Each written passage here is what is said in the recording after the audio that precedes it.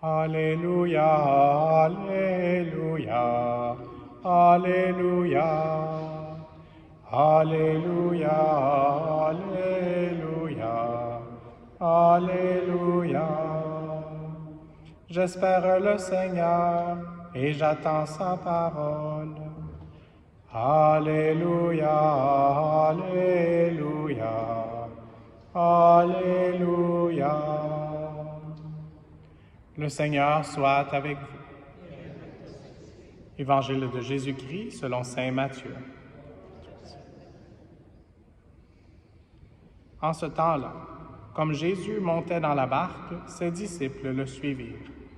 Et voici que la mer devint tellement agitée que la barque était recouverte par les vagues. Mais lui dormait. Les disciples s'approchèrent et le réveillèrent en disant « Seigneur, sauve-nous, nous sommes perdus. » Mais il leur dit « Pourquoi êtes-vous si craintifs, hommes de peu de foi? » Alors Jésus, debout, menaça les vents et la mer, et il se fit un grand calme. Les gens furent saisis d'étonnement et disaient « Quel est donc celui-ci, pour que même les vents et la mer lui obéissent? » Acclamons la parole de Dieu. Louange à toi, Seigneur Jésus.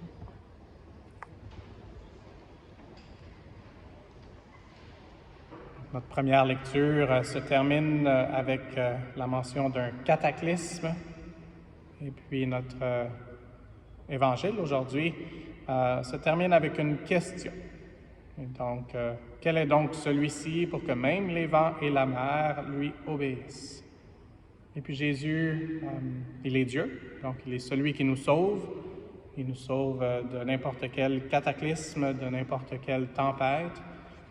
Mais dans un sens, comme aujourd'hui, il les permet parfois pour qu'on puisse dépendre plus de lui. Et ce n'était pas le plan original. Au début, tout était créé bon, mais par le péché, la mort est entrée et les souffrances dans notre existence. C'est pour ça que Jésus a décidé d'entrer dans le monde pour prendre sur lui la mort, le péché, nos souffrances. Et je suis en train de lire un livre qui est sur le leadership. Et puis c'est un livre en anglais, donc la traduction peut-être de ce que je vais dire, cette expression est un peu bizarre, mais une des théories est que pour le leadership présentement dans le monde, une des choses qu'on a le plus besoin, c'est une présence non anxieuse. Donc une présence sans anxiété. Parce que les vents sont quand même forts, parce qu'il y a quand même beaucoup de tempêtes dans le monde, parce que parfois on crie, nous aussi, « Seigneur, sauve-nous, nous sommes perdus. » Et donc, on doit aider les autres à reconnaître la présence de Jésus, cette présence qui devrait nous calmer, qui devrait, comme disaient mes grands-parents, nous tranquilliser pour être plus tranquilles, comme Jésus le fait même avec la mer.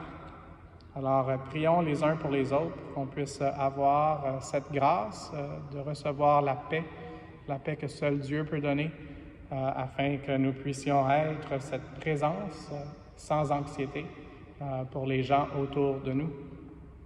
Et c'est quelque chose que j'ai déjà mentionné avant de recevoir la communion entre le Notre Père et puis l'agneau de Dieu. On va répéter plusieurs fois, soit moi comme prêtre ou vous, entre vous, cet échange de paix. Donc, c'est une réalité que le Seigneur veut nous rappeler à chaque Eucharistie, parce que à travers toutes les tempêtes qui se passent, à travers tout le chaos, il faut vraiment recevoir la grâce de l'Esprit Saint. L'Esprit Saint qui était même déjà dans le 2e verset de la Bible, l'Esprit Saint qui est le vent qui soufflait pour faire la séparation entre toutes les choses du chaos.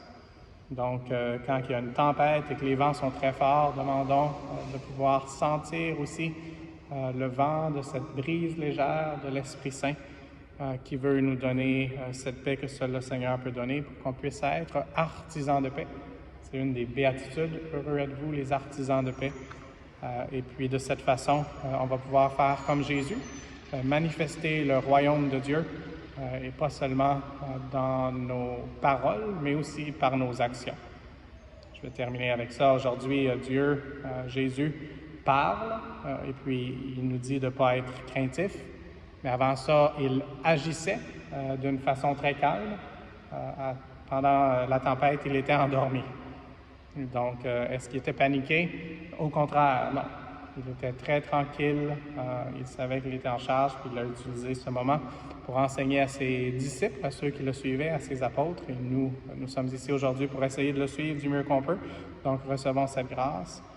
Et puis, une image avec laquelle j'ai cheminé dans mon séminaire et depuis à ma prêtrise, c'est une image de Saint Joseph aussi, endormi. Donc, Saint Joseph, c'est probablement la fuite en Égypte, donc un moment qui aurait été difficile, un moment de beaucoup de stress, beaucoup d'émotions, beaucoup de questions, plus que de réponses. Mais dans cette image que j'ai, Saint Joseph, même s'il veille, en même temps, il est endormi. Il est attentif au mouvement que Dieu met dans son cœur, et Dieu lui parle parfois par les rêves. Donc, il ne perd pas le sommeil, et au contraire, il est relax pour pouvoir être en communion avec Dieu.